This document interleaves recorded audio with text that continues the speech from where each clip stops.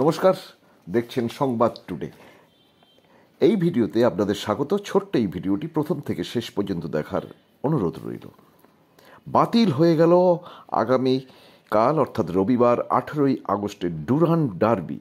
এর ফলে যুবভারতী ক্রীড়াঙ্গনে ইস্টবেঙ্গল মোহনবাগান ম্যাচের বল গড়াচ্ছে না। রবিবাসরীয় ডার্বি হবে কি না তা নিয়ে চর্চা শুক্রবার থেকেই হচ্ছিল। নানা মুনির নানা মতের মতো কেউ বলছিলেন হবে, কেউ বলছিলেন হবে না। অনেকেই বলছিলেন প্রয়োজনীয় পুলিশ রাজ্য সরকার দিতে না পারলে আরে কোনো অসুবিধেই নেই, কারণ ডুরান্ড হচ্ছে সেনাবাহিনীর টুর্নামেন্ট, সংগঠকদের সেনারা তো আছেই, ওরাই উতরে দেবে। কিন্তু কেউ বলেননি যে ইচ্ছে করলেই রাজ্য সরকার না চাওয়া পর্যন্ত সেনাবাহিনী সেনা দিতে পারে না, এটাই নিয়ম। তবে শনিবার ডুরান্ড কাপ আয়োজক কমিটির তরফ থেকে জানিয়ে দেওয়া হয় রবিবার কোনোভাবেই বড় ম্যাচ হচ্ছে না।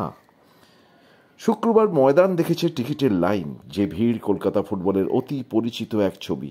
শুক্রবার অফলাইন অর্থাৎ সেই আগের মতো অনেকেই লাইন দিয়ে কয়েক ঘন্টা দাঁড়িয়ে পয়সা দিয়ে, ক্যাশ পয়সা দিয়ে, নগদ অর্থ দিয়ে টিকিট কিনেছেন। না, এখানে কোনো অনলাইনের এই জায়গাটাই লাইন দিয়ে টিকিট কাটার ব্যাপারটা ছিল না গতকাল।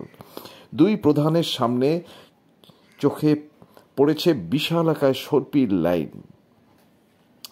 ডার্বির উন্মাদনায় আত্মহারা ছিলেন দুদলের সমর্থকরা। এদিন সকালেও অনেকেই ছিলেন, দেখা গেছে তারা টিকিটের জন্য হতাশ হয়েছেন, টিকিট না পেয়ে হতাশ হয়েছেন আর কি। সোশ্যাল মিডিয়া নিজেদের গ্রুপে গিয়ে অন্যের থেকে টিকিট চেয়েছেন। একটা টিকিট হবে কিভাবে যোগাযোগ করব? কেউ বলেছেন হবে, কেউ বলেছেন না হবে না, কেউ বলেছেন হ্যাঁ 200 টাকার টিকিট আছে। তখন উত্তর হয়েছে যে কিভাবে আপনার সঙ্গে যোগাযোগ করব বন্ধু, এরকম আর কি। শনিবার ডুরান্ড কমিটি ও রাজ্যের প্রশাসনিক কর্তাদের মধ্যে বৈঠক হয়। বৈঠকের শেষে রাজ্যের তরফে জানিয়ে দেওয়া হয় এই মুহূর্তে নিরাপত্তাজনিত সমস্যা আছে। তারপরেই ডুরান্ড কমিটির পক্ষ থেকে জানিয়ে দেওয়া হয় যে রবিবারের ডার্বি হচ্ছে না।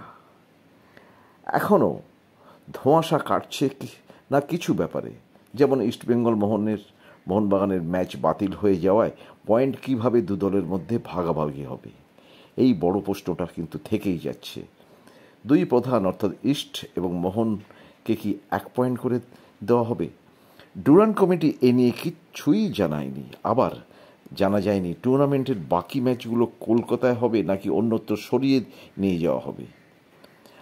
এছাড়াও যারা পয়সা খরচা করে নগদে টিকিট কেটেছে তারা টিকিটের মূল্য ফেরত পাবে কি না, ফেরত পেলে কিভাবে পাবে, নাকি যদি আবার এই ম্যাচটি হয়, এটা পুরোপুরি বাতিল হয়ে গেছে যদিও বলা হচ্ছে, যদি আবার এই ম্যাচটি হয়, পরিস্থিতির উন্নতি হলে রাজ্যে, তাহলে কি পুরনো টিকিটেই খেলা দেখা যাবে? সে বিষয়ে কোনো নোটিফিকেশন এখনও পর্যন্ত ডুরান্ড কমিটি দেয়নি। ফলে ডুরান্ড কাপের ডার্বি বাতিল বলে ঘোষিত হলেও রয়ে গেল এক গুচ্ছ প্রশ্ন। এসবের উত্তর পেলে আমরা আপনাদের অবশ্যই আপডেট দেবো, জানিয়ে দেবো।